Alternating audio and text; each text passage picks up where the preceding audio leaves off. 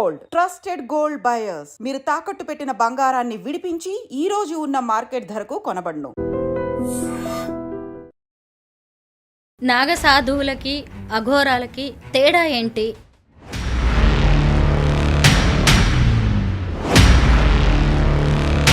అలాగే వీళ్ళు మహాకుంభమేళా సమయాల్లోనే ఎందుకు బయటకు వస్తారు? మిగతా సమయాల్లో వాళ్ళు ఎక్కడ ఉంటారు? నాగసాధువులు అఘోరీస్కి లైఫ్ స్టైల్లో కొంత చేంజ్ ఉంటుందండి. నాగసాధువులు మీకు ఎక్కడ బయట కనపడరు. ఒక కుంభమేళా టైంలోనే శిఖరాగ్ర పర్వతాల నుంచి వస్తారు వాళ్ళు తప్ప. ఇక్కడ నుంచి మన హిమాలయస్ అక్కడ ఉన్నటువంటి ఎన్విరాన్మెంట్ నుంచి వస్తారు తప్ప బయటికి మీకు అదర్వైజ్ మీకు వాళ్ళు ఎక్కువ కనపడరు.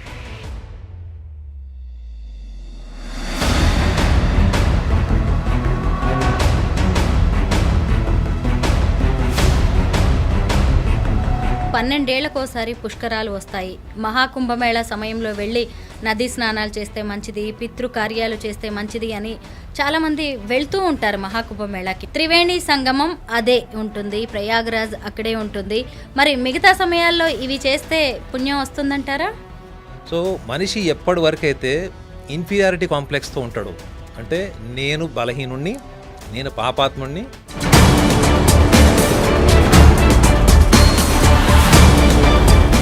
ఒక సంతృప్తి ఏంటంటే అబ్బా నేను పలానా పని చేశాను, నేను పుణ్యం చేశాను. అసలు పాపము అన్న పదమే ఒక ఇన్ఫీరియర్ పర్సనాలిటీ కింద మనం కన్సిడర్ చేయాలి మేడం. పాపం అన్న పదానికి అసలు మీనింగ్ లేదు. అందరికీ నమస్కారం, నేను Swaroopa Potlapalli. Welcome to I Dream. ఉత్తరప్రదేశ్లోని ప్రయాగ్రాజ్లో మహాకుంభమేళా ఘనంగా జరుగుతోంది. జనవరి 13వ తేదీ నుంచి ఫిబ్రవరి 26వ తేదీ వరకు 45 రోజుల పాటు జరుగుతున్న ఈ మహాకుంభమేళాకు కోట్లాది మంది దేశ విదేశాల నుంచి భక్తులు తరలివస్తున్నారు. హైదరాబాద్కు చెందిన ఆస్ట్రోసైకాలజిస్ట్ ఎస్వి నాగ్నాథ్ గారు 5 రోజుల పాటు ప్రయాగ్రాజ్లో పర్యటించి వచ్చారు. ఆయన అనేక మంది సాధువులని, ముఖ్యంగా అఘోరాలను కలిసి వచ్చారు. అసలు ఈ మహాకుంభమేళా అంటే ఏంటి? క్షీరసాగర మదనానికి మహాకుంభమేళాకి సంబంధం ఏంటి? విదేశీ భక్తులు ఇంతగా ఎందుకు క్యూ కడుతున్నారు? సనాతన ధర్మంలో మహాకుంభమేళాకి ఉన్న విశిష్టత ఏంటి? అలాగే అఘోరాలు, నాగసాధువులు వెపన్స్తో ఎందుకు తిరుగుతున్నారు? ఇలా అనేక విషయాలు ఆయన్నే అడిగి తెలుసుకుందాం. నమస్తే నాగనాథ్ గారు. ముందుగా కుంభమేళా విశిష్టత ఏంటి అనే దాంతో మనం ఈరోజు ఈ ఇంటర్వ్యూని స్టార్ట్ చేద్దాం. మహాకుంభమేళా ప్రాశస్త్యం ఏంటో తెలియజేయండి. నేను ఒక ప్రొఫెషనల్ సైకాలజిస్ట్ని, అంటే కరడుగట్టినటువంటి సైకాలజిస్ట్ని. అంటే నేను దేంట్లో అయినా కానీ వాళ్ళు ఏ పని చేసినా దాని వెనక ఉన్నటువంటి మానసిక స్థితి ఏంటి, మానసిక స్థితికి అతీతమైనది ఏమైనా ఉందా అనే 2 కోణాల్లో నేను ఆలోచిస్తాను. ఎందుకంటే మీకు ముందుగా ఈ విషయం చెప్పాలి. మీరు అన్నారు ఒక కుంభమేళ యొక్క విశిష్టత సనాతన ధర్మము అని చెప్పారు. నేను కూడా సనాతన ధర్మానికి సంబంధించినటువంటి ఒక సైనికుడిని. Though I'm a practitioning psychologist, deep inside of mine you can say that I'm a fanatic Sanatan inside, deep inside. So సనాతన ధర్మంలో మనకి కొన్ని వేల సంవత్సరాల నుంచి కూడా ఈ కుంభమేళ యొక్క పరంపర ఉంది.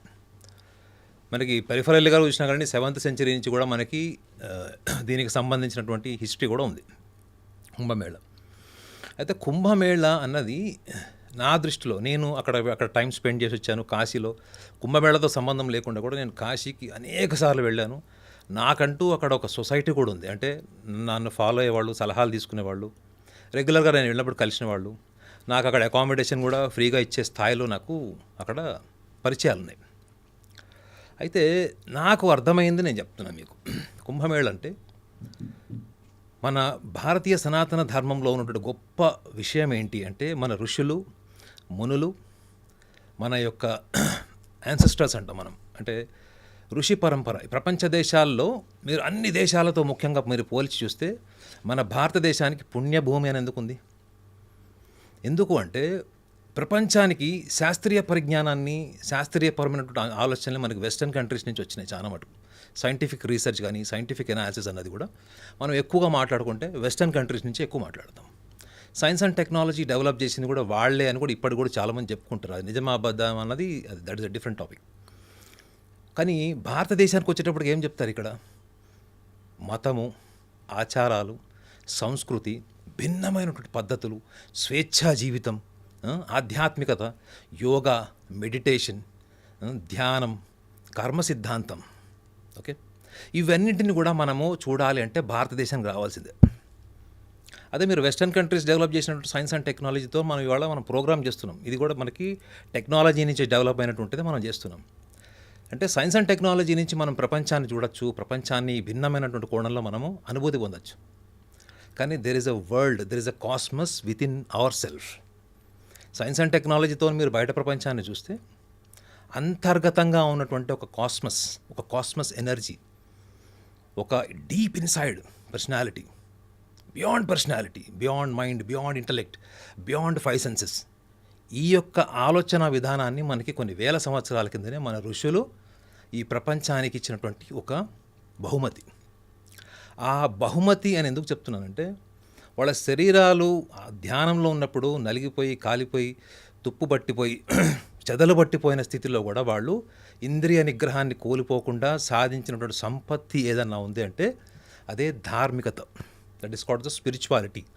మీరు ఎప్పుడైతే మీ మైండ్, ఇంటలెక్ట్ నుంచి మీరు బియాండ్ సెన్సెస్ ఎప్పుడైతే వెళ్తారో అదంతా కూడా ఒక ఆధ్యాత్మికపరమైనటువంటి సాధన, ఆధ్యాత్మికపరమైనటువంటి అనుభూతి. అది అటువంటి విషయాన్ని మనకు పరిచయం చేసిన క్రమంలో మనము చాలా రకాలుగా ఇవాళ అనుకుంటాం మైథలాజికల్ స్టోరీస్ అని. మనము వెస్టర్న్ కంట్రీస్లో ఉన్నటువంటి డిక్షనరీ మీనింగ్ లేకుండా చూడండి, మీరు వెస్టర్న్ కంట్రీస్లో డిక్షనరీ మీనింగ్ ఏముంటుంది? మైథలాజికల్ స్టోరీస్ అండి ఇవన్నీ అంటారు. వాళ్ళకి అసలు హిస్టరీ ఏంటి, మన పూర్వీకులు ఏం చేశారు, వేల సంవత్సరాల కింద ఏం జరిగింది అంటే ఆధారాలు లేకపోయేటప్పటికి మైథలాజికల్ స్టోరీ అనే ఇస్తారు. ఓకే, కానీ మనకి ఈ పరంపరలో మన వాళ్ళు కథారూపంలో చెప్పినటువంటి ఎన్నో అంశాల్లో మనకి క్షీరసాగర మదనం గురించి కూడా మనం ఇప్పుడు మాట్లాడుకుంటాం. ఎందుకంటే ఇప్పుడు కుంభమేళా ప్రశస్తం జరుగుతుంది కాబట్టి. కుంభమేళాను కూడా నేను ఎలా తీసుకున్నాను అంటే, అసురుల యొక్క ఆధిపత్యం పెరిగి దేవతల యొక్క ఆధిపత్యం తగ్గిపోయి ఇంద్రుడు లాంటి వాడు వెళ్ళి ఆ శ్రీ మహావిష్ణువుకి వేడుకుంటే, శ్రీ మహావిష్ణువు యొక్క సలహా ఏంటంటే, క్షీరసాగర మదనంలో నువ్వు వెళ్ళి అక్కడ ఉన్నటువంటి క్షీరాలను దాగి ఉన్నటువంటి ఈ యొక్క అమృతాన్ని మీరు ఛేదిస్తే దాన్ని సేవించిన వాళ్ళు జీవితకాలం ఆ యొక్క అనుభూతి, ఆధిపత్యంలో ఉంటారు అని ఒక సలహా ఇచ్చారు. ఇది అందరికీ తెలిసినటువంటి కథే. ఆ క్షీరసాగర మదనంలో బయటకు వచ్చినటువంటి విషయాన్ని మొదట శివుడు, ఆ పరమశివుడు వాటిని మింగడం చేసినప్పుడు చాలా బోలాశంకరుడు కాబట్టి ఆయన వెనక ముందు ఆలోచించకుండా ఆ విషయాన్ని తాను లాలాజలం అంటే మంచినీళ్ళు తాగినట్టు తాగేస్తున్నప్పుడు అప్పుడు పార్వతీదేవి వచ్చి మనకి మెడకాయ దగ్గర ఆపినప్పుడు ఆయన కంఠమంతా నీలంగా మారిపోతే ఆయనకు నీలకంఠుడు అని కూడా పేరుంది. అంటే మనం కథారూపంలో చెప్పుకుంటే ఇలా మనకు అమృతం వచ్చింది, అమృతం తర్వాత మళ్ళీ అమృతం వచ్చిన తర్వాత ఇద్దరు కొట్లాడుకోవడం వల్ల, అసురుల మధ్య దేవతల మధ్య గొడవ జరగడం వల్ల 4 బిందువులు చిలికి మనకి భూమి మీద పడ్డాయి వివిధ ప్రాంతాల్లో. ఆ వివిధ ప్రాంతాల్లో 4 మనకి తెలిసినవే. ప్రయాగ ఒకటి, నాసిక్ త్రయంబకేశ్వరం ఒకటి, మనకి జరుగుతున్నటువంటి ఇప్పుడు ప్రయాగ్రాజ్, నాసిక్ త్రయంబకేశ్వరం ఒకటి, ఉజ్జయిని, ఇంకొకటి హరిద్వార్. 4. ఈ 4 ప్లేసెస్ని మనం ఈ రోజుకి కూడా ఏమనుకుంటామంటే అవి పుణ్య క్షేత్రాల కింద మనం పరిగణిస్తాము. కాబట్టి అక్కడ ఉన్నటువంటి జలంలో మనం స్నానం చేయాలి, ఎందుకు అక్కడ ఉన్నటువంటి నదీ స్నానాలు చేయాలి అనుకుంటే మన శరీరంలో కూడా మనకి 73 అంటే ఆల్మోస్ట్ మనకి 73 to 75% మన శరీరంలో వాటర్ ఉంటుంది మేడం. ఈ వాటర్ యొక్క ఇంపాక్ట్ ఏంటి అంటే మనం నదిలో ఎప్పుడైతే స్నానం చేస్తామో మన శరీరంలో ఉన్నటువంటి ఈ యొక్క మనలో ఉన్న వాటర్ కంటెంట్ ఏదైతే ఉందో మనము కాస్మిక్గా చెప్పుకోవాలంటే, అంటే సైంటిఫిక్గా కాకుండా కాస్మికలీ, అంటే మనం ఆధ్యాత్మిక పరంగా ఒక అనుభూతి పరంగా చెప్పుకోవాలి. ఎందుకంటే అనుభూతి అనేది సబ్జెక్టివ్ అవుతుంది, అది ఆబ్జెక్టివ్ కాదు. కాబట్టి సో ఈ స్నానం చేయడం వల్ల ఒక పుణ్యకార్యము ఈ పుణ్యకార్యము అని ఎందుకు చెప్పారు అన్నది చాలా ఇంపార్టెంట్ విషయం. మీరు ఎవరినైనా వెళ్ళడం ఏంటంటే వాళ్ళు నమ్మకం రూపంలోనే చెప్తారు. ఇవాళ ఇన్ని కోట్ల మంది అక్కడ స్నానం చేస్తున్నారు, వాళ్ళని మీరు వెళ్ళడగండి ఎందుకు వచ్చారు సార్ మీరు ఏంటంటే, ఈ టైంలో మనము కుంభమేళలో స్నానం చేస్తే మనకి తెలియకుండా చేసినటువంటి పాపాలన్నీ కూడా నశించిపోయి మనం కొత్త జీవితాన్ని, కొత్త అనుభూతిని, కొత్త ఆలోచనని, లేదా కొత్త రకమైనటువంటి కర్మలను ఆచరించేటువంటి జీవితాన్ని కూడా మనం గడిపేటువంటి అవకాశం ఉంటుందని చెప్తారు. మీరు ఎందుకు? ఒక నమ్మకం. మన ఋషులు, మునులు కథారూపంలో చెప్పినటువంటి విషయాన్ని మనం ఇవాళ నమ్మకంతో మనం అందరం వెళ్తున్నాం. ముఖ్యంగా గడిచిన కొన్ని సంవత్సరాల నుంచి ఎక్కువగా సౌత్ ఇండియా నుంచి ఎక్కువగా వెళుతున్నారు అన్నది కూడా గణాంకాలు ఉన్నాయి అక్కడ. అంతకుముందు ఎక్కువగా మీకు ఉత్తర భారతదేశం నార్త్ ఇండియన్స్ ఎక్కువగా ఈ కల్చర్ని ఫాలో అయ్యారని కూడా గణాంకాలు చెప్తున్నాయి. అయితే ఇక్కడ మనం ఎందుకు కుంభమేళాకి వెళ్ళాలి, దీనికి సనాతన ధర్మానికి ఉన్నటువంటి లింక్ ఏంటని మీరు అడిగారు. నా దృష్టిలో చెప్తున్నాను మేడం, నేను అబ్జర్వ్ చేసింది, కాశీలో టైం స్పెండింగ్ చేసిన అవుట్ ఆఫ్ మై ఎక్స్పీరియన్స్ చెప్తున్నాను. అసలు కుంభమేళ అన్నది ప్రతి సంవత్సరం కాదు, కానీ మనము పుష్కరాలకి వాటికి ప్రతి గురు సంచారం జరిగిన ప్రతి సంవత్సరం మనకి 12 సంవత్సరాలు మనము పుష్కరాలని గురువు యొక్క పరంపరని బట్టి, రవి యొక్క స్థానాన్ని బట్టి మనకి చంద్రమానము, సౌర్యమానం అని 2 ఉంటాయి. అలానే గురువు యొక్క స్థానాన్ని బట్టి కూడా నార్త్ ఇండియాలో ఎక్కువ కల్చర్ ఉంటుంది మీకు. సో సూర్యుడి యొక్క స్థానాన్ని బట్టి, రవి యొక్క స్థానాన్ని బట్టి కూడా అక్కడ ఉన్నటువంటి విశిష్టమైనటువంటి తిథుల్లో మనము ఈ నదీ స్నానాలు చేయడం అనేది జరుగుతుంది. ఇది అందరికీ తెలిసిన విషయమే. సో నేను గమనించింది ఏంటంటే, మన పూర్వీకులు మన ధర్మాన్ని కాపాడుకోవడం కోసం ప్రతి ఒక్కళ్ళకు ఒక రిమైండర్ లాగా, ఒక స్పిరిచువల్ డిప్, ఒక స్పిరిచువల్ సెలెస్టియల్ ఎక్స్పీరియన్స్ కోసం మన వాళ్ళు ఏం చేశారంటే, ఇవాళ ప్రతి ఒక్కళ్ళు ప్రతి నెల ఒక మొబైల్ రీఛార్జ్ చేసుకుంటారు మేడం. అవునా? ప్రతి ఒక్కళ్ళు కూడా మొబైల్ రీఛార్జ్ చేసుకుంటారు. సో కుంభమేళ కూడా ఒక రీఛార్జింగ్ ఎనర్జీ, ఒక kind of I can say it is a celebration of bliss. ఇది ఏంటి, మీరు ఎవ్రీ మంత్ ఎట్లయితే మీరు మొబైల్ రీఛార్జ్ చేసుకుంటారో, మీకు ఒక రిమైండర్, నువ్వు ఏ ధర్మానికి సంబంధించిన వాడు, నీ పూర్వీకులు ఎవరు. ఇవాళ మీరు యంగర్ జనరేషన్లో మీరు ఎవరైనా హిస్టరీ అడిగి చూడండి, ఎంతమందికి హిస్టరీ తెలుస్తుంది. నాకు కూడా పూర్తిగా సరిగ్గా తెలియదు అనుకోండి. సో మనకి హిస్టరీ కానీ, మనకి ఆ కథా పుస్తకాలు ఏవైతే ఉన్నాయో మనకి చెప్పబడినవి, ఇవన్నీ ఎంతవరకు హిస్టరీ తెలుసు చెప్పండి. మనం చదువుకున్న లిమిటెడ్ ఎడ్యుకేషన్ మెమరీలోనే మనం ఉన్నాం తప్ప, మన వాళ్ళు ఎంతో అంత దూరదృష్టితోని ఈ కుంభమేళాకి వస్తే, కుంభమేళా అన్నది చాలామంది ఏమనుకుంటున్నారంటే, అక్కడికి వెళ్తే ఏదో అదృష్టం కలిసి వస్తుందనో, ఆస్తి కలిసి వస్తుందనో, కోరికలు తీరుతాయని అనుకుంటారు. కుంభమేళా ఇన్ వన్ లైన్ చెప్పాలంటే it is a source for the ముక్తి. ఎందుకంటే భారతదేశంలో ఎన్నో రకాల పద్ధతులు, భిన్న సంస్కృతులు ఫాలో అయ్యేవాళ్ళు, వివిధ రకాలైన ఆహార్యం ఉన్నవాళ్ళు, జీవన విధానాన్ని ఫాలో అయ్యేవాళ్ళు, ఆధ్యాత్మికపరమైన వాళ్ళ వ్యక్తిగతమైన భావాలతోని ఎన్నో రకాల మీకు ఆధ్యాత్మికపరమైన బ్లెస్సింగ్స్ ఉంటాయి. అక్కడ ప్రవచనాలు ఉంటాయి, మంత్రాలు ఉంటాయి. ఇవన్నిటి ఎన్విరాన్మెంట్ని మీరు ఒక ప్లేస్లో ఎక్స్పీరియన్స్ కావాలి అంటే అది కుంభమేళలోనే జరుగుతుంది. మిగతా ఏ ప్లేస్లో కూడా మీకు జరగదు. అది ఒకవేళ ఎందుకు జరగదు అని కూడా మీరు అడగచ్చు. నాగసాధువులు వస్తారు అక్కడికి, చెప్పండి. నాగసాధువులు ఒక్క కుంభమేళ తప్ప మిగతా టైంలో మీకు ఎక్కడ పర్వత శిఖరాల్లోనే ఉంటారు. అఘోరాసన మీకు అప్పుడప్పుడు కనిపిస్తారు, కాశీలో కానీ, మీకు ప్రయాగలో కానీ, గయాలో కానీ మీకు అక్కడ కనిపిస్తారు. కానీ మీకు నాగసాధువులు కనిపించడం అనేది చాలా అరుదు. సో ఇలాంటి గొప్ప గొప్ప వాళ్ళందరూ కూడా జీవితాన్ని వాళ్ళ ఒక సిద్ధాంతాన్ని నమ్మడం అన్నది చాలా చాలా చాలా basic level word. I can say that is a belief is just a fundamental word. It is a transformation. అంటే వాళ్ళు ఏ సిద్ధాంతాన్ని, ఏ దైవాన్ని అయితే వాళ్ళు నమ్మారో, ఎటువంటి క్రమశిక్షణని వాళ్ళు అలవర్చుకున్నారు, ఆ క్రమశిక్షణలో వాళ్ళు పూర్తిగా, అంటే ఫిజికల్గా, మెంటల్గా, ఎమోషనల్గా, ఇంటలెక్చువల్గా, ఈవెన్ వాళ్ళ కంప్లీట్ ఎనర్జీని కూడా వాళ్ళు ట్రాన్స్ఫార్మ్ చేసుకుని ఒక స్థాయికి వెళ్ళిపోయారు. అటువంటి స్థితిని వాళ్ళు ప్రతి ఒక్కళ్ళ అనుభూతి, మీరు నేను చేయలేం కదా, మన కెమెరామ్యాన్ వీళ్ళు చేయలేరు కదా. అట్లీస్ట్ మీరు అక్కడికి వెళ్ళి చూసినప్పుడు మీకు మీ ధర్మం విలువ తెలుస్తుంది. భారతదేశంకి ఋషులు ఇచ్చినటువంటి ఒక ఆస్తి ఏదైనా ఉంది అంటే అది డెఫినెట్లీ మనము ఈ యొక్క కుంభమేళలో చూడడానికి అవకాశం దొరుకుతుంది.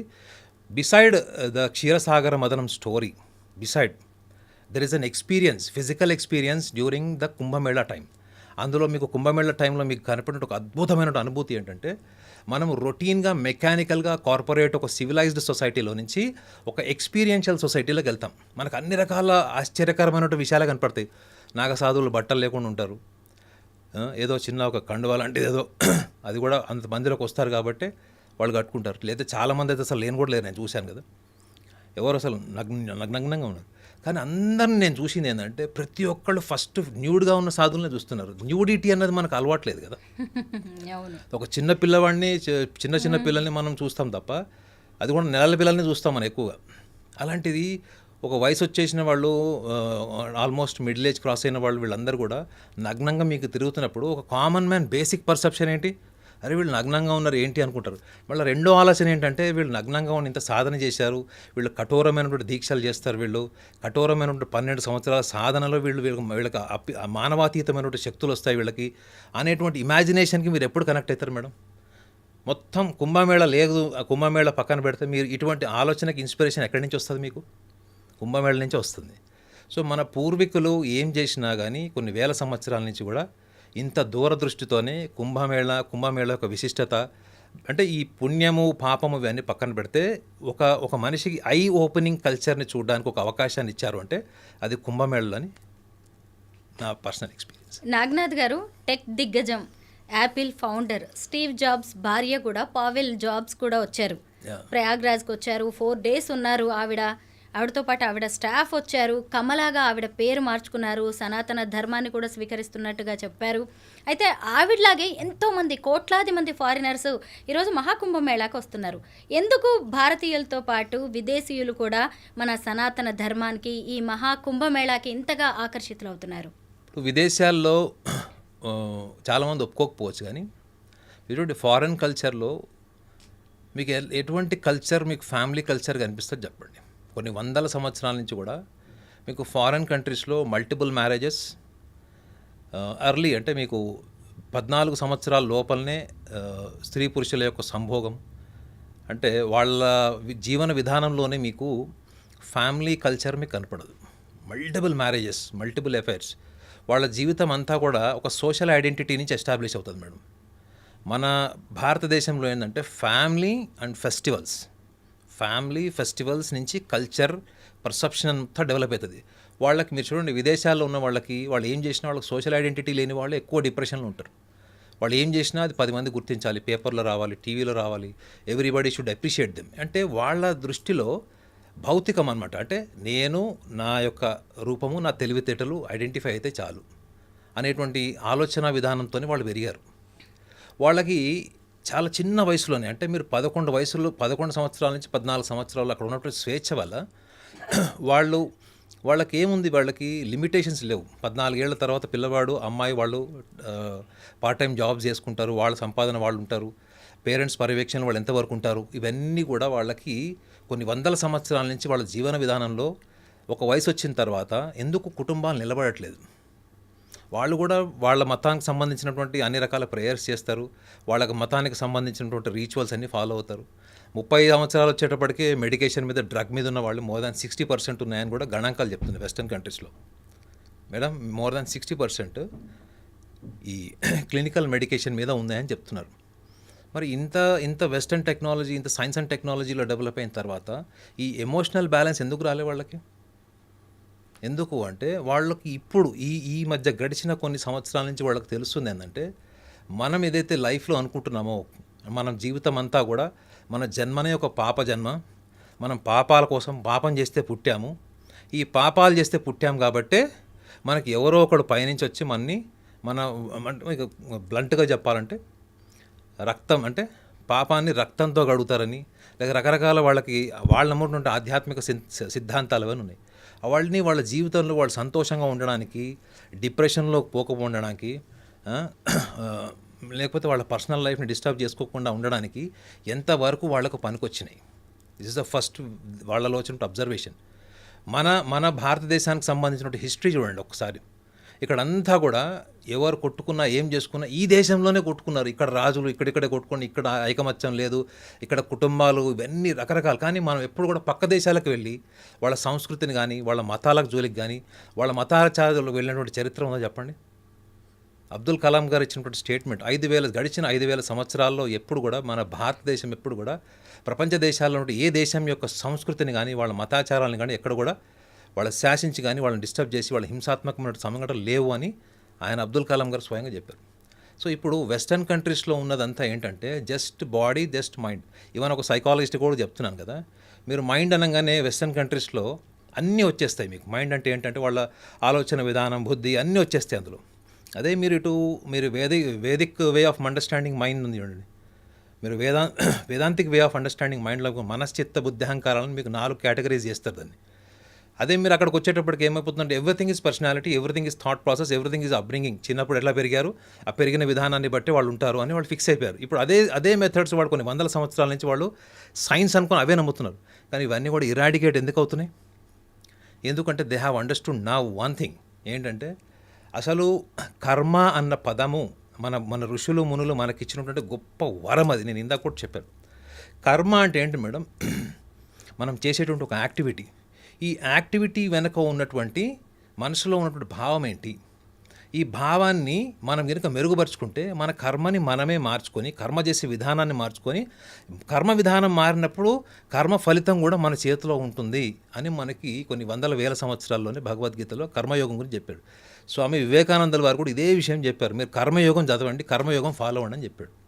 సో ఇవాళ వెస్టర్న్ కంట్రీస్ అంతా కూడా now they are focusing on what is this karma. మన దేశంలో కర్మ గురించి చెప్పినటువంటి ఎంతోమంది ఆధ్యాత్మిక గురువుల్లో ఉన్నవాళ్ళు, వాళ్ళందరినీ ఎందుకు వాళ్ళు అక్కడ గెస్ట్ లెక్చర్గా ఎందుకు పిలుస్తున్నారు?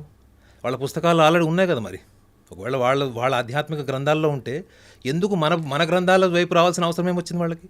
ఇక్కడ నేర్చుకునేది ఏంటి? స్వేచ్ఛ, నిర్బంధం లేదు. ఇక్కడ మన భారతదేశంలో ఉన్నటువంటి గొప్పతనం ఏంటంటే ధార్మికత, ఆధ్యాత్మికతలో ఒకటే ఇంట్లో నలుగురు పిల్లల్లో ఇద్దరు నాస్తికులుగా ఉండొచ్చు, ఇద్దరు ఆస్తికులుగా ఉండొచ్చు. మళ్ళీ ఇద్దరు ఆస్తికులుగా అయిపోవచ్చు, మళ్ళీ ఈ ఇద్దరు నాస్తికులు కూడా అయిపోవచ్చు. ఎవడో పట్టించుకోడు. పోనీ మీరు నాస్తికులుగా నుంచి మళ్ళీ ఆస్తికులుగా వచ్చారంటే దానికి ఒక ప్రొసీజర్ ఏం లేదు, దానికి ఒక ప్రాసెస్ లేదు. మీరు నీళ్ళల్లో మునగాలి, కొండ మించి దూకాలి, ఇట్లాంటివి ఏమీ లేవు. If you can simply say that I believe in this God, నలుగురు 4 దేవుళ్ళు నమ్ముతారు. ఎవరన్నా పట్టించుకుంటారా మేడం? ఇక్కడ ఎంత స్వేచ్ఛ ఉంది చూడండి. స్వేచ్ఛ ఉన్న చోటే మనిషికి ఒక సంతృప్తి ఉంటుంది. వాళ్ళ ఆ స్వేచ్ఛని కోరుకుంటూ ఈ నిర్బంధితమైనటువంటి ఆంక్షలతో కూడినటువంటి ధార్మిక జీవితాన్ని వదులుకొని ఈ స్వేచ్ఛలో ఏముంది, ఈ స్వేచ్ఛ ఎక్కడి నుంచి వచ్చింది వీళ్ళకి, వీళ్ళ పూర్వీకులు ఏం నేర్పించారు వీళ్ళకి, ఆ సంస్కృతి ఏంటి అసలు, వీళ్ళందరూ ఎందుకు వేల సంవత్సరాల కిందనే శరీరం అన్నది చాలా తుచ్చమైనది. నాగసాధువులు బెస్ట్ ఎగ్జాంపుల్ మీకు. శరీరం అన్నది చాలా తుచ్చమైనది. మనసు ఎప్పుడు కూడా నియంత్రించలేం మేడం, గుర్తుపెట్టుకోండి. మీ మైండ్ని మీరు ఎప్పుడు నియంత్రించలేరు. మైండ్ ఎన్విరాన్మెంట్ని బట్టి ఉంటుంది. ఓకే, మరి అలాంటి మైండ్ని ఎలా నియంత్రించవచ్చు అంటే వాళ్ళు 200,000 పుస్తకాలు రాసుకున్నారు ఇప్పటి వరకు. అవన్నీ ఎంతవరకు ప్రాక్టికల్గా వర్కౌట్ అయినాయి. సో మన దగ్గరకు వచ్చేటప్పటికి ఏముంటుందంటే మీకు ఎటువంటి యాక్టివిటీస్ ఉన్నాయి, ఎటువంటి కల్చర్ ఉంది, ఎటువంటి లైఫ్ స్టైల్ ఉంది, ఇవన్నీ కూడా మనకి భారతదేశంలోకి వచ్చినప్పుడు మీకు ఈ స్పిరిచువల్ ప్రాక్టీస్ అన్నిట్లో కూడా లేనిది నిర్బంధం, స్వేచ్ఛ. ఈ స్వేచ్ఛను చూడాలి అంటే ఎక్కడికి రావాలి? The best place in the world, the best place in the cultural activity. If you want to see, you have to come to Kumbh Mela.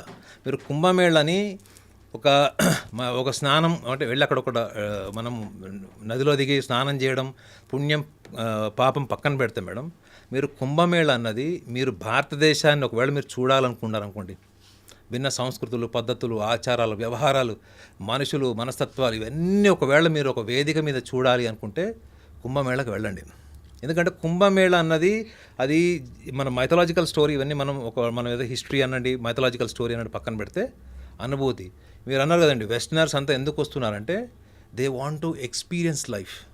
వాళ్ళ దగ్గర డబ్బులు ఉన్నాయి, పేరుంది, అన్నీ ఉన్నాయి. మరి అన్నీ ఉన్న తర్వాత వాళ్ళు ఏం మిస్ అవుతున్నారు?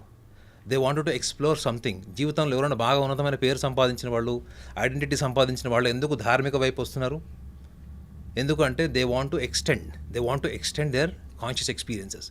సో కాబట్టి వీళ్ళందరూ కూడా ఒకప్పుడు కంటే ఇప్పుడు భారతదేశము ప్రపంచాన్ని శాసించే స్థాయికి వెళ్తుంది. ముఖ్యంగా ఈ ఆధ్యాత్మిక పరమైన అంశాలు చూడండి మీరు. ఇవంతా కూడా ఇప్పుడు చాలామందికి కూడా ఇప్పుడు ఓపెన్నెస్ వచ్చింది, సోషల్ మీడియా వచ్చింది. ఒకప్పుడు limited identity, limited exposure, limited awareness. ఇప్పుడు అవన్నీ బౌండరీస్ అన్నీ కూడా బ్రేక్ చేశారు. సో కాబట్టి అవేర్నెస్ అన్నది ప్రతి ఒక్కడు కోరుకుంటున్నాడు. నిర్బంధము, బౌండరీస్ ఉన్నటువంటి ఫ్యామిలీ లైఫ్, బౌండరీస్తో ఉన్నటువంటి కొన్ని రిలీజియస్ ప్రాక్టీసెస్, ఇవన్నీ కూడా మనకి తెలియట్లేదు. కానీ ఈవెన్ మిడిల్ ఈస్ట్ కంట్రీస్లో కూడా ఇదే పరిస్థితి. వాళ్ళు కూడా ఈ స్వేచ్ఛ కోసం నిర్బంధించబడినటువంటి మతాచారాల నుంచి కూడా బయటకు వస్తున్నట్టు గణాంకాలు కూడా విశిష్టంగా పెరుగుతున్నాయి. కొన్ని రోజుల తర్వాత చూడండి ఈ మిడిల్ ఈస్ట్ కంట్రీస్ నుంచి కూడా మీకు కుంభమేళలో దిగే వాళ్ళు వస్తారు చాలామంది. నాగనాథ్ గారు, మీరు ప్రయాగ్రాజ్లో చాలామంది నాగ సాధువుల్ని అలాగే అఘోరాలని కలిశారు కదా. వాళ్ళు ఐహిక సుఖాలు కోరుకోరు, బాహ్య ప్రపంచంతో సంబంధాలు తెంచుకుంటారు. అయితే వారిని చూడ్డానికి జనం ఎగబడుతుంటారు, వాళ్ళ బ్లెస్సింగ్స్ తీసుకుంటూ ఉంటారు. ఎందుకంటారు మేడం? వాళ్ళు ఒక సగటు మనిషిగా మాట్లాడుకుంటే, ఒక సగటు మనిషికి జీవితకాలం కష్టపడితే కానీ వాళ్ళకు సొంత ఇల్లు కొనుక్కోలేరు, ఒక కారు కొనుక్కోలేరు. వాళ్ళ ఇంట్లో ఒక చిన్న ఇంటర్నెట్ కనెక్షన్ తీసుకుంటే కూడా అది 10 మందికి చెప్పుకొని సంతృప్తి పొందుతారు. ఒక ఆర్డినరీ పర్సన్ చెప్తున్నాను. మనం కూడా నేనైతే చిన్నగా ఉన్నప్పుడు మా ఇంట్లో టీవీ వస్తే అందరు ఫ్రెండ్స్కి చెప్పేవాళ్ళం. సో ఒక సగటు మనిషి ఆలోచన నుంచి మీరు ఆలోచిస్తే వాళ్ళు ఎప్పుడు కూడా వాళ్ళని వాళ్ళు అండర్ ఎస్టిమేట్ చేసుకొని ఎప్పుడు ఎదుటి వాళ్ళనే గొప్పగా ఊహించుకునేది, ఎదుటి వాళ్ళలో ఏదో గొప్ప లక్షణం ఉంది అనే భావంతోనే ఉంటారు కాబట్టి వాళ్ళు ఆర్డినరీ పీపుల్ లాగా ఉంటారు, ఆర్డినరీ పర్సన్స్ లాగానే లైఫ్ లీడ్ చేస్తారు వాళ్ళు.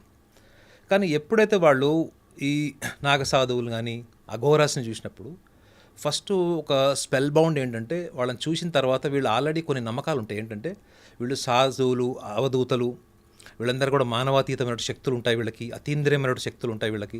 వీళ్ళని మనం దర్శనం చేసుకుంటే మన జీవితంలో మనం కోరుకునేది ఏదైనా ఆబ్జెక్టివిటీ, మెటీరియలిజం అనండి, ఆబ్జెక్టివిటీ అనండి, అది ఇల్లు కావచ్చు, పెళ్ళి కావచ్చు, పిల్లలు కావచ్చు, పుట్టిన పిల్లలకు ఆటిజం ప్రాబ్లం ఉండొచ్చు, లేదా ఉద్యోగాలు రాకపోవడం, వ్యాపారాలు ఏదన్నా కానివ్వండి, వాళ్ళ మనసులో నిరంతరం అదొకటే ఆలోచన ఉంటుంది మేడం. 24 hours వాళ్ళలో ఏముంటుందంటే ఆ ఉన్న ఎగ్జిస్టింగ్ కండిషన్స్ నుంచి నేను బయటపడాలి అంటే వాళ్ళకు తోచిన అన్ని ప్రయత్నాలు చేస్తారు. ఇప్పుడు ఈ నాగసాధువుల దగ్గర బ్లెస్సింగ్స్ తీసుకునే వాళ్ళని కూడా నేను చూశాను. వాళ్ళకి డబ్బులు ఇచ్చి వాళ్ళు వీళ్ళని చీదరించుకొని వదిలేసినా కానీ వీళ్ళు వెనకబడి కాళ్ళు పట్టుకొని వాళ్ళని చేస్తే కూడా వాళ్ళు తిరగబడి తిట్టి మందలించిన వాళ్ళని కూడా నేను చూశాను. కానీ ఒక ఆర్డినరీ పర్సన్కి ఏముంటుంది థింకింగ్, ఆ జీవితం ఈరోజు మారుతుంది, ఈ రోజు నుంచి నా అదృష్ట దురదృష్టాలు మారిపోతాయి నాకు, అది కేవలం ఒక ఆశ మాత్రమే మేడం. అసలు నేను ఇందాక కూడా చెప్పా కదా, మన కుంభమేళకు వెళ్ళినటువంటి ప్రాసెస్ కానీ పర్పస్ కానీ ఏదైనా ఉంది అంటే కూడా ఈ మెటీరియలిస్టిక్ లైఫ్లో నుంచి మీరు లిబరేట్ అయిపోవడం, అంటే మోక్ష మార్గంలో వెళ్ళడం, లేదా మోక్షానికి దగ్గరగా వెళ్ళాలి, లేదా సంసార బంధనాల్లో నుంచి మీరు బయటపడాలి. ఈ ఐడియాలజీతోనే కదా మీరు అందరూ అక్కడికి కుంభమేళ అన్నది తెలియదు. కానీ ఒక ఆర్డినరీ పర్సన్కి ఆ ఇంటలెక్చువల్ థింకింగ్, ఇంటలెక్చువల్ బెంట్ ఉండదు మేడం. ఆర్డినరీ పర్సన్ ఎప్పుడు కూడా తన జీవితంలో తను సంతోషంగా ఉండాలి, కుటుంబాన్ని సంతోషంగా ఉంచాలనేటువంటి ఆర్థిక స్తోమతను పెంచుకోవడానికి ప్రయత్నం చేస్తాడు తప్ప, అవతల వాళ్ళు ఏంటంటే వాళ్ళు బ్రహ్మచర్యం పాటించి కఠోరమైనటువంటి సాధన చేసి 12 ఏళ్ళు ఆ సాధన ప్రాసెస్ అంతా కూడా చాలా భయంకరంగా ఉంటుంది. అది ఊహించుకోవడానికే ఒక సగటు మనిషికి కుదరదు అది. అలాంటి కఠోరమైన దీక్షలు చేసి బ్రహ్మచర్యం పాటించి సంసార బంధనాలు చాలా చిన్న వయసులోనే వదులుకొని మళ్ళీ ఈ యొక్క జన్మజన్మ రాహిత్యం, జన్మజన్మల పరంపర, ఈ జన్మజన్మ రాహిత్యం కోరుకునేటువంటి స్థాయిలో వాళ్ళకి వీళ్ళు అడగడం వల్ల అప్పటికి కొంతమంది నాగసాధువులు కానీ కొంతమంది అఘోరాస్ కానీ వీళ్ళని బ్లెస్ చేసినటువంటి వాళ్ళని కూడా నేను చూశాను. కొంతమందిని అంటే వాళ్ళని చీదరించుకోకుండా, ఏమనకుండా, ఎక్కువ మాట్లాడకుండా వాళ్ళకి బ్లెస్ చేసే వాళ్ళని కొడుకున్నారు. ఎందుకు? వీళ్ళు ఎంతో దూరం నుంచి ప్రయాసాలు చేసుకొచ్చి నదీ స్నానంతో పాటు వీళ్ళని కూడా కలవచ్చు ఈ టైంలో అన్నటువంటి ఒక ఆశతో వస్తారు చూడండి. ఎంతో అంత మానవత్వం ఏదో ఉండడం వల్ల కొంచెం బ్లెస్ చేస్తారు. కానీ ఆర్డినరీ పర్సన్ ఎప్పుడైనా ఒకటి అర్థం చేసుకోవాలి ఏంటంటే, వాళ్ళు ఏదైతే తుచ్చమైన జీవితం అని వదిలేశారో ఆ జీవితం వెనకబడి నీ వల్ల కానిది వాళ్ళ దగ్గరికి వెళ్ళినప్పుడు నువ్వు నేర్చుకోవాల్సింది ఏంటి? ఈ తుచ్చమైన జీవితాన్ని భావోద్వేగాల పరంగా మానసికంగా నేను ఎలా వదిలేసుకోవాలి అనే ఆలోచనకు మీరు వెళ్తారా, వాళ్ళని కూడా మీరు ఇటువైపు లాగుతారా? సో కాబట్టి ఆర్డినరీ పర్సన్ ఎప్పుడు కూడా ఆర్డినరీ పర్సన్ లాగానే ఆలోచిస్తాడు. వాళ్ళలో ఏం రిఫ్లెక్షన్ కూడా ఉండదు. ఆయన ఒకవేళ ఆశీర్వదించాడా లేదా, ఆశీర్వదించి వదిలేశాడా, అవన్నీ పట్టించుకోడు. వాళ్ళు ఆ కుంభమేళ నుంచి ఇంటికి వచ్చిన తర్వాత వాళ్ళకి ఏం కలిసి వచ్చింది, ఒకవేళ వాళ్ళకి ఏమైనా కలిసి వచ్చింది అనుకోండి, వాళ్ళు ఏమనుకుంటారు, అమ్మా ఆ స్వామివారు బ్లెస్ చేశారు, ఒక ఫోటో తీసి ఇంట్లో పెట్టుకుందామని ఆ దేవుడి పటాల్లో అదొక పటం కూడా ఉండి చాలామంది నేను చూశాను. అట్లాంటి వాళ్ళని కూడా బాబాల్లాగా పెట్టుకున్న వాళ్ళు కూడా కొన్ని వేల కుటుంబాలు కూడా వాళ్ళు ఆరాధ్యంగా భావిస్తారు. అంటే మన భారతదేశంలో గొప్పతనం అదే మేడం. మన జీవితంలో ఏదైనా మార్పు వస్తే వాళ్ళని చాలా దీర్ఘకాలంగా గుర్తుపెట్టుకుంటారు. ముఖ్యంగా ఈ స్వాముల్ని, వాళ్ళని చాలామందిని సాధువుల్ని కూడా ఎక్కువ గుర్తుపెట్టుకుంటారు. ఇక్కడ నాగ సాధువులకి అఘోరాలకి తేడా ఏంటి? అలాగే వీళ్ళు మహాకుంభమేళ సమయాల్లోనే ఎందుకు బయటకు వస్తారు? మిగతా సమయాల్లో వాళ్ళు ఎక్కడ ఉంటారు? నాగసాధువులు అఘోరీస్కి లైఫ్ స్టైల్లో కొంత చేంజ్ ఉంటుందండి. నాగసాధువులు ఒక రకంగా చెప్పాలంటే వాళ్ళు ఎక్కువగా చాలా డీప్ మెడిటేషన్ ప్రాసెస్లోనే వాళ్ళు ఉంటారు. మీకు ఎక్కడ బయట కనపడరు. ఒక కుంభమేళ టైంలోనే ఆ శిఖరాగ్ర పర్వతాల నుంచి వస్తారు వాళ్ళు తప్ప, ఎక్కడ నుంచి మన హిమాలయాస్ అక్కడ ఉన్నటువంటి ఎన్విరాన్మెంట్ నుంచి వస్తారు తప్ప బయటికి మీకు అదర్వైజ్ మీకు వాళ్ళు ఎక్కువ కనపడరు. అఘోరాస్కి ఏంటంటే వాళ్ళు శివుడికి ఉన్నటువంటి పంచముఖాలు, 5 ముఖాల్లో అఘోర ముఖం కూడా ఒకటి చాలా వైబ్రెంట్గా చాలా అగ్రెసివ్గా ఉంటుంది అన్నది కూడా వీళ్ళ ఐడియాలజీ. రెండోది వీళ్ళందరూ కూడా అఘోరీస్ అందరూ కూడా మేము శివుళ్ళము అని, మేమే శివుడు అని భావిస్తారు వాళ్ళు. అహం బ్రహ్మాస్మి అని, మేనే శివుడు అని చెప్పి మాట్లాడతారు వాళ్ళు. వాళ్ళని శివుడు వేరు మేము వేరు అని చెప్పారు. అంటే ఒక రకంగా చెప్పాలంటే అది నేను దేవుడు అని చెప్పుకుంటుంటే నార్సిసిజం కింద మనం తీసుకోలేం. అదేంటంటే వాళ్ళ ట్రాన్స్ఫర్మేషన్ అది. That's what they believe. నేను తలుచుకుంటే ఏదైనా చేయగలుగుతాను. అందుకే చూడండి, మీకు నాగసాధువులు అఘోరాలు వాళ్ళు ప్రపంచానికి చాలా దూరంగా ఉండి కూడా ధర్మాన్ని కాపాడుతారు అని కూడా మనకి చాలామందికి లిటరేచర్ ఇన్ఫర్మేషన్ ఉంటుంది. ధర్మాన్ని అక్కడెక్కడో కూర్చొని ఎలా కాపాడతారు ఏంటి అంటే కూడా ఈ నాగసాధుల జీవన విధానంలో ఎక్కువగా మీకు మెడిటేషన్ ప్రాసెస్ ఎక్కువ కనిపిస్తుంది. వీళ్ళకు ఉన్నటువంటి ఆహార వ్యవహారాల్లో ఇద్దరు నాన్ వెజిటేరియన్ తింటారు. కానీ అఘోరాస్ ఏంటంటే వాళ్ళు ఆల్కహాల్ని, మాంసంని ఎక్కువగా వాళ్ళ ఆచారంలో వాడతారు, ఆచార వ్యవహారాలు వాడతారు. నాగసాధువులు హ్యూమన్ ఫ్లెష్ కానీ హ్యూమన్ మజిల్ కానీ తిన్నట్టు హిస్టరీ లేదు. కానీ అఘోరాస్ మాత్రం దాన్ని ప్రాక్టీస్ చేస్తారు.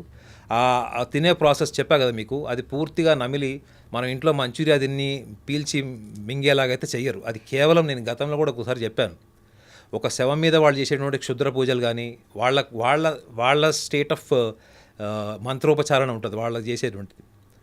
ఆ కల్ట్ అంతా కూడా ఏంటంటే వాళ్ళు ఈ ఫియర్ ఆఫ్ డెత్ ఏదైతే ఉంటుందో వాళ్ళకి అన్కాన్షియస్లీ అది పోగొట్టడానికి కోసం వాళ్ళు చేసేటువంటి ప్రక్రియ. ముఖ్యంగా నాగసాధువుల్లో మీకు కనిపించింది ఏంటంటే ఫియర్ ఆఫ్ డెత్ కనపడదు మీకు. రెండోది, వాళ్ళు నగ్నంగా తిరుగుతారు. వాళ్ళు నిజంగా చెప్పాలంటే ఇప్పుడు ఉన్నటువంటి సనాతన ధర్మంలో అందరూ తెలుసుకోవాల్సిన విషయం ఒకటి కూడా చెప్పాలి మేడం. మీరు అడిగిన ప్రశ్నలో యాడింగ్ పాయింట్ ఇంకోటి ఏంటంటే అసలు వాళ్ళు నగ్నంగా తిరుగుతుంటే మనం చూసి నవ్వుకోవడమో లేకపోతే సర్ప్రైజ్ అవ్వడం కాదండి. ఒక్కసారి ఆలోచించండి, మనము రూపానికి, అలంకరణకి, బ్యూటీ కాన్షియస్కి ఎంత అలవాటు పడిపోయామంటే అది లేకుండా మనం ఉండలేనటువంటి స్థితికి మనం వెళ్ళిపోయాం. వాళ్ళు దాన్ని ఎందుకు వస్త్రం లేకుండా ఎందుకు తిరుగుతున్నారు, వాళ్ళు బట్టలు లేకుండా నేకడికి ఎందుకు తిరుగుతున్నారు? మొత్తం ఎముకలు కొరికేసేటువంటి చలి ఉన్నటువంటి పర్వతాల్లో కూడా వాళ్ళు కేవలం బట్టలు లేకుండా అక్కడ తిరుగుతున్నారు వాళ్ళు. సో వాళ్ళు ఎటువంటి స్థితిని పొందారు వాళ్ళు అన్న ఆలోచన కన్నా ఎక్కువగా వాళ్ళు నగ్నంగా ఉన్నారన్నది మాత్రమే ఎక్కువగా చాలామంది నేను చూసా కూడా అక్కడ వాళ్ళు మాట్లాడుకుంటుంటారు. రకరకాల అక్కడ టీ సెంటర్ల దగ్గర, కాఫీ సెంటర్ల దగ్గర వాళ్ళు మాట్లాడుకుంటూ కూడా నేను చూశాను.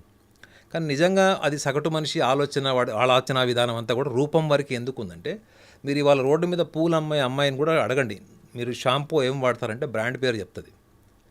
సో మనము తెలుసుకోవాల్సింది ఏంటంటే, ముఖ్యంగా ఈ కుంభమేళ లాంటికి వెళ్ళినప్పుడు ఎందుకు నాగసాధువులకి సోషల్ ఐడెంటిటీ ఇష్టం లేదు, సోషల్ లైఫ్ ఇష్టం లేదు, సోషల్ గ్లామర్ ఇష్టం లేదు. పోనీ వాళ్ళు అక్కడ ఉన్నా కానీ వాళ్ళు ఏం చేస్తున్నారండి, ధర్మాన్ని కాపాడడానికి చరిత్రలో కూడా మీరు మొఘల్స్తో యుద్ధం చేసినటువంటి హిస్టరీ ఉంది, బ్రిటిషర్స్తో యుద్ధం చేసినటువంటి హిస్టరీ ఉంది. మరి వాళ్ళు అక్కడ ఉండి ధర్మాన్ని కాపాడడం కోసం వాళ్ళు యుద్ధం చేసేటువంటి మానసిక స్థితి, మానసిక సామర్థ్యం, ఆ శక్తి సామర్థ్యాలు ఉన్నప్పుడు ఇక్కడ కార్పొరేట్ లైఫ్లో ఉండి, కార్పొరేట్ లైఫ్ అంతా టెక్నాలజీ తెలిసి, కార్పొరేట్ గ్లామరస్ సివిలైజేషన్లో ఉన్న మనకి ఎందుకు we are so much concerned about our family అంటే మనము మన ఫ్యామిలీ వరకే మనం ఎందుకు ఆలోచిస్తున్నాం? ధర్మం గురించి ఆలోచించే స్థాయిలో నువ్వు కుంభమేళానికి వెళ్తే తప్ప అక్కడ ఒక స్పార్కింగ్ ఇన్స్పిరేషన్ అయితే తప్ప నీకు నీ ధర్మం ఏంటి, నీ చరిత్ర ఏంటి, నీ ఋషులు మునులు ఏం కష్టపడ్డారు అన్నదానికి ఒక ఇన్స్పిరేషన్ ఎవరో నాగసాధువును, ఒక అఘోరిని చూస్తే తప్ప ఎందుకు రావట్లేదు నీకు? ప్రతి సనాతన ధర్మానికి సంబంధించిన ప్రతి వ్యక్తి కూడా ఒకటి కుంభమేళ ద్వారా తెలుసుకోవాల్సింది ఏంటంటే, వాళ్ళు ప్రతిసారి వాళ్ళు ఏదైతే మొబైల్ రీఛార్జ్ చేసుకుంటారో చూడండి, ఆ మొబైల్ రీఛార్జ్ చేసుకుంటున్నట్టు ప్రతి సంవత్సరం కూడా వాళ్ళు ఈ యొక్క విషయాన్ని వాళ్ళు మననం చేసుకోవాలి. ఏంటంటే, నేను నా ధర్మం కోసం ఏం చేశాను? నదీ స్నానం కాదు మేడం, మనం నా ధర్మం కోసం నేను ఏం చేశాను, నా ధర్మం కోసం నేను ఏం చేస్తున్నాను. ఈసారి కుంభమేళకి వెళ్ళాను, నెక్స్ట్ మళ్ళీ పుష్కరాలకు వాటికి వెళ్తాం. మనం వెళ్ళినప్పుడు నా ధర్మం గురించి నేను ఎంత తెలుసుకున్నాను, నా ధర్మం కోసం నేను ఏం త్యాగం చేస్తున్నాను, ఏం సాక్రిఫైస్ చేస్తున్నాను. ఒకవేళ నా దేశంలో నా ధర్మం కనుక బలహీన పడిపోతే నేను ఎటువంటి పరిస్థితుల్లో నేను బతకాల్సి వస్తుంది అనేటువంటి అవగాహనతోని ఈ కుంభమేళలో దర్శనం చేసుకున్నట్టు more than 40 to 50 crores anticipation ఉంది. సో వీళ్ళందరూ కూడా ముఖ్యంగా మన భారతీయ సనాతన ధర్మానికి సంబంధించిన వాళ్ళకి నేను చెప్పేది ఏంటంటే, నేను చెప్పడం ఏంటంటే నేను అనుభూతి పొందాను కాబట్టి నేను చెప్తున్నాను. మన ధర్మం కోసం మనం చేసేటువంటిది ఏంటి, మన ధర్మానికి మనం ఎంతవరకు మనం వాయిస్ రేజ్ చేస్తున్నాము, మనం ప్రశ్నిస్తున్నాము. ఇవాళ ఎన్ని గుళ్ళు ఊలగొడుతున్నారు చెప్పండి, ఎన్ని గుళ్ళు ఊలగొడుతున్నారు, ఎన్ని రకాల హిందువుల యొక్క సమాజాన్ని శాసిస్తున్నారు కొన్ని ప్లేసెస్లో. మనం కేవలం కుంభమేళకి వెళ్ళాము, స్నానం చేశాము, పుణ్యం తెచ్చుకున్నాము, మళ్ళీ ఫ్రెష్గా రీసైక్లింగ్ ప్రాసెస్ అయిపోయేది.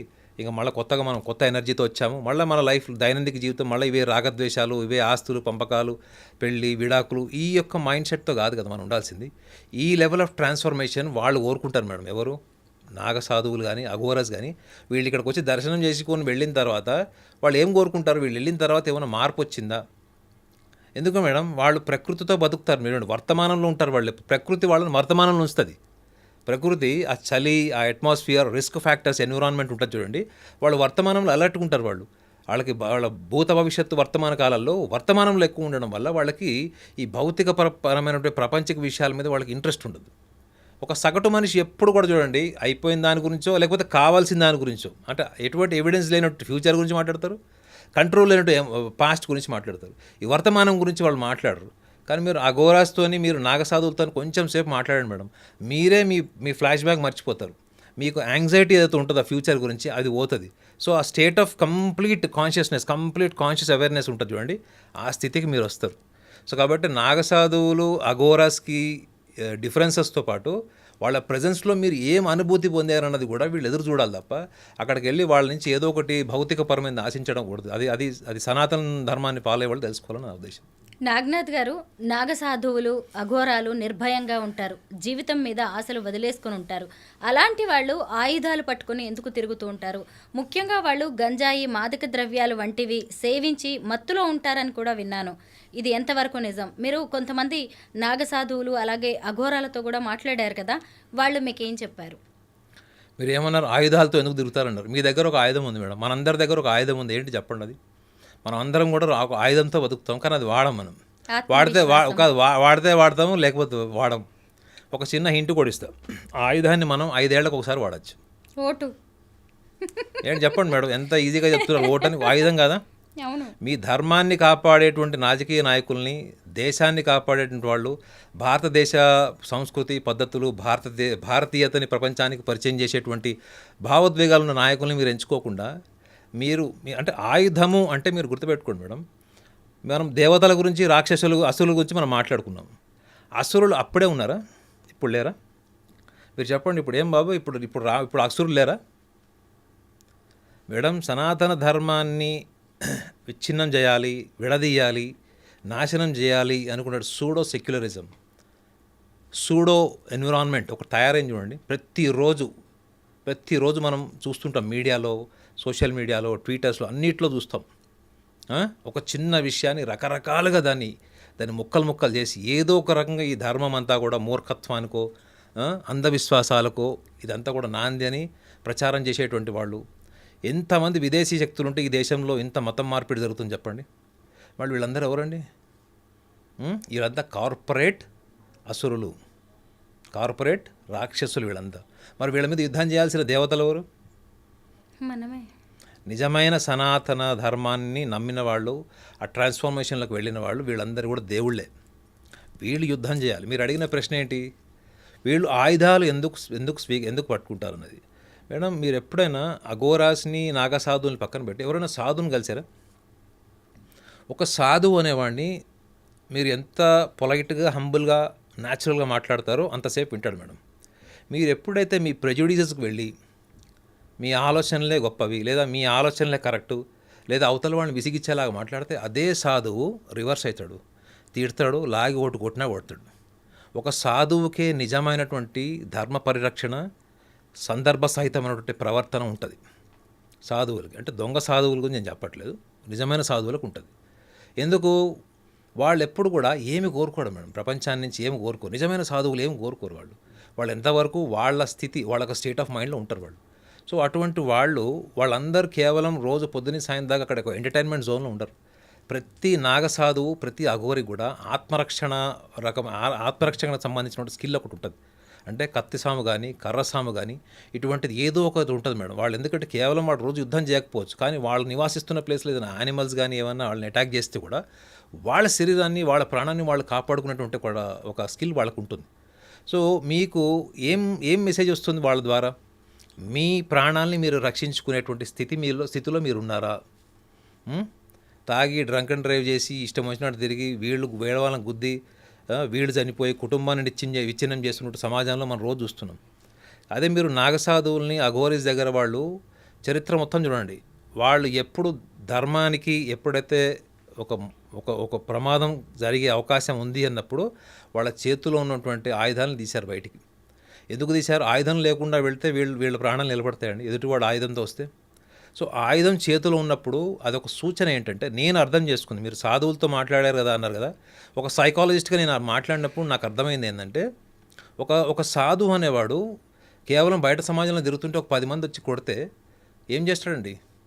తను ఏదైతే మంత్రం చదివితే వీళ్ళు మాయమైపోతారా? భౌతిక ప్రపంచంలో మీరు యుద్ధం చేయాల్సింది madam. That's what they wanted to say. కానీ వాళ్ళ ఆయుధాన్ని ఒకళ్ళని చంపడానికి కానీ ఒకళ్ళని హింసించడానికి కానీ వాడరు వాళ్ళు. దేనికి వాడతారు? ఆత్మరక్షణకి, ప్రాణరక్షణ కోసం వాడతారు వాళ్ళు. సో మీరు అన్నారు వాళ్ళు గంజాయి తాగుతారు అన్నది. మీరు ఒకటి గుర్తుపెట్టుకోండి మేడం, గంజాయి తాగడం అన్నది సభ్య సమాజంలో ఏంటి? గంజాయి తాగుతున్నాడు మీ పిల్లవాడు, మీ అమ్మాయి గంజాయి తాగుతుంది, మీ గంజాయి సేవిస్తుంది, డ్రగ్ అడిక్షన్ అని చెప్తున్నారు. మీరు ఒకటి గుర్తుపెట్టుకోండి, మనకి మన సమాజంలో ఇంకా ఆ స్థాయి ఆలోచన లేదు, కానీ అర్థం చేసుకునే వాళ్ళు తక్కువ ఉండొచ్చు. మీ మానసికపరమైన ఆలోచనలు, మీరు చిన్నప్పటి నుంచి పుట్టి పెరిగిన వాతావరణము, మీకు ఏర్పడిన ఒక వ్యక్తిత్వము, ఒక బుద్ధి, వీటిలోనే మనం బతుకుతాం మేడం. మనకి ఇష్టాయిష్టాలతోనే మనం బతుకుతాం. మన ఇష్టాయిష్టాలన్నీ కూడా మనకు ఒక వ్యక్తిత్వాన్ని డెవలప్ చేస్తుంది. ఇది ఒక సగటు మనిషి నుంచి టాప్ సెలబ్రిటీకి ఉండేటువంటి మానసిక స్థితి. వాళ్ళు గంజాయి సేవించినప్పుడు వాళ్ళు ఏ స్టేట్లో ఉంటారు? వాళ్ళు ఈ భూత భవిష్యత్తు వర్తమాన కాలాలకి అతీతమైనటువంటి ఒక స్థితిలో ఉంటారు వాళ్ళు. కానీ వాళ్ళ గంజాయి సేవించి ఎప్పుడన్నా మాలస్ట్రేషన్ చేసిన కేసు ఏమన్నా చూసారా మీరు? ఒక యాంటీ సోషల్ యాక్టివిటీ చూసారా? వాళ్ళు గంజాయి సేవించినప్పుడు రెండు విషయాల్ని వాళ్ళు, అంటే సైకలాజికల్గా వాళ్ళు చెప్పిన విషయం చెప్తున్నారు. ఏంటంటే ఈ భావబంధాలన్నీ వదులుకొని వచ్చారు కదా మేడం వాళ్ళు. ఏంటి భావబంధాలంటే ఏంటి? చిన్నప్పటి నుంచి వాళ్ళు పుట్టంగానే నాగసాధువులు కాదు కదా వాళ్ళు. ఈ భావబంధాలు అన్నవి కూడా వాళ్ళ మెమరీలో ఉంటాయి. ఒక్కొక్కసారి ఏంటంటే ఆ మెమరీ యాక్టివేట్ కాకుండా, ఆ మెమరీలో వాళ్ళు డిస్టర్బ్ కాకుండా కూడా గంజాయి సేవిస్తారు అన్నది ఒక సాధువు చెప్పాడు. ఇంకొక సాధువు ఏం చెప్పాడంటే, ఈ గంజాయి కన్జ్యూమ్ చేసినప్పుడు వాళ్ళు ఏదైతే స్టేట్లో ఉంటారో దానికి అసలు ఒక మెమరీ, డ్రీమ్ స్టేట్ కానీ ఏమీ ఉండదు. అక్కడ ఏముంటుందంటే ఒక శివస్థితి, అంటే ఒక the state of Shiva, lord Shiva, ఆ స్థితిలో ఉంటారు. అట్లా కొన్ని రోజులు గంటలు ఉండి ఆ స్థితిలోనే వాళ్ళు అనుభూతి పొందుతూ, ఆ యొక్క అనుభూతి వాళ్ళకి ఒక ఆత్మసంతృప్తి, కొత్త ఎనర్జీ వాళ్ళకు వస్తుంది అని కూడా ఒక సాధువు చెప్పాడు. సో మరి వీళ్ళు దీన్ని మనం ఎడిక్షన్ కింద ఎందుకు చెప్పలేమంటే, అది వాళ్ళ బలహీనత కాదు మేడం. వాళ్ళు తీసుకోవాలనుకున్నప్పుడే తీసుకుంటారు తప్ప, వాళ్ళు అది లేకపోతే బతకలేము అనేటువంటి స్థితిలో ఉంటే వాళ్ళు కూడా ఎన్నో క్రైమ్స్ చేసి పోలీస్ స్టేషన్ చుట్టూ తిరిగేవాళ్ళు. సో వాళ్ళు ఆ బుద్ధికి, మానసిక స్థితికి అతీతమైనటువంటి ఒక స్థితిని వాళ్ళు అనుభూతి పొందారు. మనం ఏమనుకుంటాము, ఇవన్నీ కదల్లేండి, ఇవన్నీ వాళ్ళు గంజాయి జరిగినప్పుడు వాళ్ళ ఆలోచనలు వాళ్ళకు ఉంటాయని మనం అనుకుంటాం. మీరు వాళ్ళతో ఒక వారం రోజులు టైం స్పెండ్ చేస్తే మీకు తెలుస్తుంది ఏంటంటే వాళ్ళ ఎమోషన్స్లో ఎక్కడ కూడా వాయిలెన్స్ ఉండదు మేడం. మీరు చూడండి, వాళ్ళంతా అగ్రెసివ్ బిహేవియర్ ఉంటుంది. వాళ్ళు నడుచుకుంటూ వెళ్తుంటే భూమి చప్పుడు వస్తుంది తెలుసా? వాళ్ళ పాదాలకి మనం నడుస్తుంటే డబా డబా డబా చప్పుడు వస్తుంది. వాళ్ళు అంటే వాళ్ళతో మీరు నడవలేరు మేడం, మీరు వాళ్ళతో వాకింగ్ చేయలేరు. వాళ్ళు వాకింగ్ చేస్తుంటే యూ హ్యావ్ టు జాగ్. మీరు జాగింగ్ చేస్తే ఎలా చేస్తారు? వాళ్ళు నడుస్తుంటే అట్లా ఉంటుంది. మీరు నడుస్తున్నప్పుడు వాళ్ళకి భూమి చప్పుడు వస్తుంటుంది. ఏ ఎనర్జీ ఉంది వాళ్ళకి? వాళ్ళు ఏం తిండి తింటారు చెప్పండి? మీరు అంటున్నారు గంజాయి తాగుతున్నారని.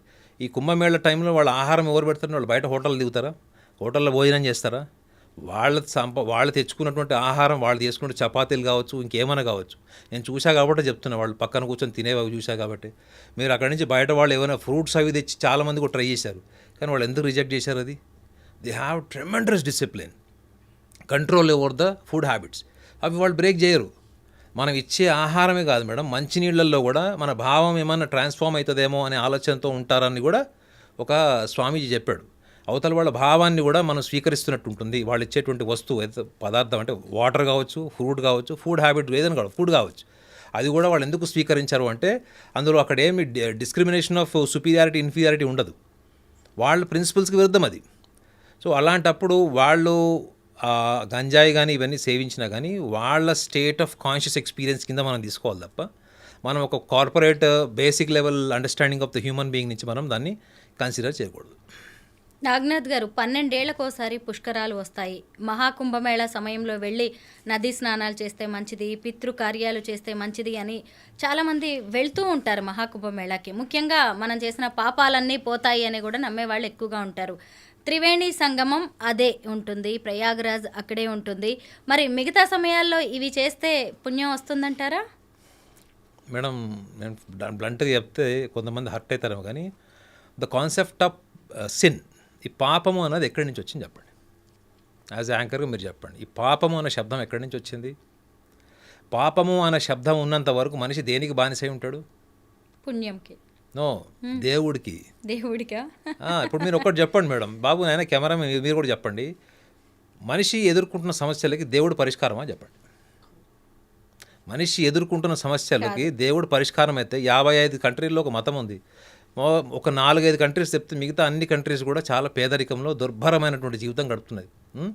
మరి దేవుడు ఏ రకంగా ఆ దేశాలని సంపన్న దేశాలు చేయగలిగాడు చెప్పండి. సో మనిషి ఎప్పటి వరకైతే ఇన్ఫీరియారిటీ కాంప్లెక్స్తో ఉంటాడో, అంటే నేను బలహీనుణ్ణి, నేను పాపాత్ముణ్ణి, కాబట్టే నేను ఎవరినో ఆరాధిస్తే పుణ్యం వస్తుంది అనేటువంటి స్థితిలో ఉన్నప్పుడు మనిషికి ఏమొస్తుంది చెప్పండి? ఒక సంతృప్తి ఏంటంటే అబ్బా నేను పలానా పని చేశాను, నేను పుణ్యం చేశాను అన్నది. అసలు పాపము అన్న పదమే ఒక ఇన్ఫీరియర్ పర్సనాలిటీ కింద మనం కన్సిడర్ చేయాలి మేడం. పాపం అన్న పదానికి అసలు మీనింగ్ లేదు. కానీ పాపం అన్న పదాన్ని వెస్టర్న్ కంట్రీస్ వాళ్ళు ఈ మిడిల్ ఈస్ట్ కంట్రీస్ నుంచి ఎందుకు బాగా ప్రమోట్ చేశారంటే you have to be slave to the concept of God. మన దగ్గర ఏముంది, మీరు అన్నారు కదా ఈ పుణ్యక్షేత్రాలలో స్నానం చేస్తే నిజంగా రెగ్యులర్ డేస్లో పుణ్యం వస్తుందా, కేవలం కుంభమేళా టైంలోనే పుణ్యం వస్తుంది అనేది. మీరు రెగ్యులర్ డేస్లో వెళ్ళినా, మామూలుగా కుంభమేళా టైంలో వెళ్ళినా, పుష్కరాల టైంలో వెళ్ళినా, ఇక్కడ భారతీయ సమాజంలో ఉన్నటువంటి సంస్కృతి, ఇక్కడ ఉన్నటువంటి పదజాలం ఏంటి? ముక్తి madam, liberation. You have to be liberated. So ఈ భౌతికపరమైనటువంటి అంశాల నుంచి నువ్వు లిబరేట్ అవ్వాలి. పోనీ నేను పేదరికంలో పుట్టాను, పేదరికంలోనే పెరిగాను, నాకు సక్సెస్ లేదు, లైఫ్లో హ్యాపీనెస్ లేదు, నేను ఎంజాయ్ చేయలేదంటే అప్పుడు మన ధర్మంలో చెప్పినటువంటిది ఏంటి? మీరు సంచిత కర్మలు, ఇవన్నీ ప్రారంధ అగామి కర్మల గురించి చెప్తారు. ఆ కర్మ సిద్ధాంతం చదవండి. ఇలా ఆత్మవంచన చేసుకొని పాపం పుణ్యం అని వెళ్ళి 365 డేస్లో ఈ టైంలోనే వెళ్ళి అక్కడ చేస్తే ఆ గ్రావిటేషనల్ ఫోర్స్ వల్ల మనకి పుణ్యం వస్తుంది అనుకుంటే డెఫినెట్లీ. ఎందుకంటే వెళ్ళాను, నేను కూడా నది స్నానం చేసి వచ్చాను, అవన్నీ చేశాను. బట్ నా ఎక్స్పెక్టేషన్ ఏంటి, నా ఎక్స్పీరియన్స్ ఏంటి? నా ఎక్స్పెక్టేషన్ నాకు ఇది కావాలి, అది కావాలి, దేవుడా నువ్వు ఇవ్వాలి అనుకుంటే అది నువ్వు ఆధ్యాత్మికత అన్నదాన్ని నువ్వు సరిగ్గా అర్థం చేసుకోలేదు. ముఖ్యంగా సనాతన ధర్మంలో ఏమైతే చెప్పినటువంటి అంశాలు ఉన్నాయి వాటిని నువ్వు కరెక్ట్గా అర్థం చేసుకోలేదు. ఈ సోకాళ్ళు వేరే దేశాల నుంచి వచ్చినటువంటి సంస్కృతి, వేరే దేశాల నుంచి వచ్చినటువంటి పదాలు, వాళ్ళ ఆచారాలని దాంట్లో నువ్వు కొట్టుకుపోయి ఎక్కడో అక్కడ నువ్వు ఏం చేస్తున్నావు అంటే ఏదో ఒక ఎక్స్టర్నల్ ఫ్యాక్టర్ వచ్చి నీ జీవితాన్ని మారుస్తుంది అనేటువంటి ఆత్మవంచనలో నువ్వు ఉన్నావు. కాబట్టి 365 రోజులు మీరు ఎప్పుడన్నా చేయొచ్చండి. బట్ ఒకటైతే నా కాన్షియస్ ఎక్స్పీరియన్స్తో చెప్తున్నాను కదా, అక్కడ స్నానం చేసినప్పుడు ఒక డిఫరెంట్ ఎక్స్పీరియన్స్ లాగా అనిపించింది నాకు. అంటే ఒకసారి మునిగిన తర్వాత జనరల్గా మనము కాఫీ తాగినప్పుడు మనకి ఎప్పుడన్నా ఒక కెమిస్ట్రీ చేంజ్ అవుతుంది చూడండి. మనం జనరల్గా మనం స్ట్రెస్లో ఉన్నప్పుడు, హెడేక్ వచ్చినప్పుడు మనకు మన కెమికల్ రియాక్షన్ మారుతుంది. లేదా మనం ఒక హోలీ టెంపుల్కి, ఒక హోలీ ప్లేస్కి వెళ్ళినప్పుడు ఒక కెమికల్ రియాక్షన్ మారుతుంది చూడండి. ఆ ఎక్స్పీరియన్స్ నాకు వచ్చింది అక్కడ, నేను అక్కడ నీళ్ళలో డిప్ చేసినప్పుడు. సో ఎప్పుడైనా 365 రోజుల్లో ముక్తి కోసం మీరు ఎప్పుడన్నా వెళ్ళొచ్చు ఈ యొక్క పుణ్యక్షేత్రాలకి. ముక్తి అనే భావంతో వెళ్ళండి తప్ప పాపాత్ముడిని, నేను పాపం చేశాను, ఈ స్నానం చేస్తే నా పాపం పోతుంది అన్నది మాత్రం మన దేశ సంస్కృతి కాదు. నాగనాథ్ గారు, మీరు ప్రయాగ్రాజ్తో పాటు కాశీకి కూడా వెళ్ళారు. కాశీ గంగా తీరంలో అనేక ఘాట్స్ ఉంటాయి. అందులో హరిశ్చంద్ర ఘాట్, అలాగే మణికర్ణిక ఘాట్ గురించి ఏమైనా విశేషాలు మాకు చెప్పగలరా? నా ఫేవరెట్ ఘాట్ అయితే మాత్రం హరిశ్చంద్ర ఘాట్. ఎందుకు అంటే ఒక మనిషి ఎంత హ్యాండ్సమ్ అయినా ఉండొచ్చు, ఒక అమ్మాయి ఎంత బ్యూటిఫుల్ అయినా ఉండొచ్చు. Every day you are stepping towards graveyard, శ్మశానం. ఎంత అందమైన శరీరం, అందమైన రూపం అనుకొని అది క్షీణించిపోయి, అంటే మన మొత్తం ఇంకా మన ముఖంలో కళలు పోయి, మన శరీరం నశించిపోయి, మన బోన్స్ అన్ని అరిగిపోయి, కాల్షియం డెఫిషియన్సీ వచ్చిన తర్వాత వచ్చేటువంటిది జ్ఞానం కాదు. మీకు ముఖ్యంగా చెప్పా కదా, ఇట్లాంటి మనకి కుంభమేళా ఇటువంటి వాటికి వెళ్ళినప్పుడు ముఖ్యంగా యంగ్స్టర్స్ అందరూ వెళ్ళాలండి. ముఖ్యంగా స్కూలింగ్ పిల్లలు వెళ్ళాలి. అక్కడ ఏదో ఒక మార్పు వచ్చేస్తుంది జీవితంలో కాదు మేడం. మనం అక్కడ అన్ని రకాల వ్యక్తులు మనం చూడడానికి, అన్ని రకాల సంస్కృతులు మనం చూడడానికి ఒక అవకాశం ఉంటుంది. ఎవరి ఆలోచన ఎట్లా స్పార్క్ అవుతుందో, ఎట్లా ఇమాజినేషన్ పెరుగుతుందో మనకు తెలియదు. మనం లిమిటెడ్ ఇమాజినేషన్ నుంచి అన్లిమిటెడ్ ఇమాజినేషన్లోకి వెళ్ళడమే మన సైంటిఫిక్ వే ఆఫ్ లివింగ్. ఆ ఇమాజినేషన్ నుంచి మనం రియాలిటీలోకి రావాలంటే ఫస్ట్ ఇమాజినేషన్ నుంచి మీరు కనెక్ట్ అవ్వాలి కదా. మీకు ఇమాజినేషన్కి ఇన్స్పిరేషన్ లేదు. హరిశ్చంద్ర ఘాట్లో నేను ఎప్పుడు ఎక్కువ వెళ్ళినా కానీ మ్యాక్సిమం టైం నేను అక్కడే స్పెండ్ చేస్తాను. మీకు ఒక ఫోటో కూడా పెట్టాను. అది ఎందుకు అంటే అది అక్కడ మీరు ఎవ్వరు ఉండరు మేడం, గుర్తుపెట్టుకోండి. ఇంతమంది దర్శకులు వెళ్తారా, హరిశ్చంద్ర ఘాట్ని దూరాన్ని చూసి వెళ్ళిపోతారు. మీరు చూడండి నేను ఎంత క్లోజ్లో అక్కడ టైం స్పెండ్ చేశాను. మీకు అఘోరాస్ని కలవాలన్నా హరిశ్చంద్ర ఘాట్కి వెళ్ళాలి మీరు. హరిశ్చంద్ర ఘాట్ దగ్గర వాళ్ళు శవాల కోసం ఎదురు చూస్తుంటారు, చెప్పా కదా మీకు. సో మీకు అక్కడ ఏంటంటే మీరు ఎంత ఊహల్లో ఉన్నా, మనసు ఎప్పుడు కూడా ఊహల్లో, ఒక ఫాల్స్ స్టేటస్లో, ఒక ఫిక్షన్లో, హాలుసినేషన్లో మనసు ఎప్పుడు ఆనందం పొందుతూ ఉంటుంది. కానీ ఏ రోజన్నా ఒక్క సంవత్సరంలో ఎప్పుడన్నా ఎవడన్నా అనుకుంటాడండి నా లైఫ్ ఏదో ఒక రోజు నేను ఈ భౌతిక రూపాన్ని వదిలేసి వెళ్ళిపోతాను, చావు రూపంలో నన్ను ఈ ప్రపంచాన్ని నుంచి నన్ను దూరం చేస్తుంది, భవబంధాల నుంచి దూరం చేస్తుందని ప్రతి మనిషి ఎవడన్నా ఒక్క సంవత్సరంలో ఒక్కసారని అనుకుంటాడా? ఎవ్వరు అనుకోరు. సో మీకు ఈ ఘాట్స్ మీరు ఎప్పుడైతే విజిట్ చేస్తారో మొత్తం మోర్ దాన్ 70+ ఘాట్స్ ఉన్నాయి అక్కడ. ప్రతి ఘాట్కి ఒక హిస్టరీ ఉంటుంది, వాళ్ళంతా ఎక్స్ప్లెయిన్ చేస్తూ ఉంటారు.